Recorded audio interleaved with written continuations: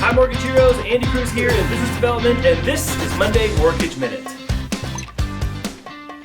Welcome back to a brand new week. Well, there's really only one big thing on the headlines, and that is rates, as they have to do with the continuation of stimulus talks.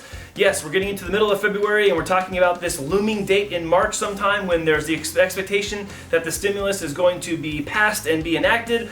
And so that conversation is going to pick back up this week. And last week we saw choppiness in the mortgage market.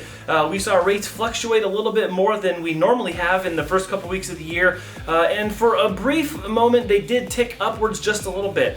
So our heads up and our warning to those of you who are still waiting on the sidelines trying to think of when you should do a refinance, it's better to start now. We don't know if the bottom was in the rearview mirror and will stay there, or if we're going to have another little bottoming out. But the idea is that if we see more stimulus and we see inflation, we're going to start meeting some of the metrics that the Fed was targeting in order to kind of call it good to go with the economy. And if that's the case, then you will eventually start seeing an uptick of rates that will probably cool off housing prices a little bit. And of course, when that happens, the cost of money is going up, and that's what's one of the triggers. So as we near that 2% inflation that Jerome Powell and the Fed have been targeting, we're going to start seeing that happen a little bit more aggressively.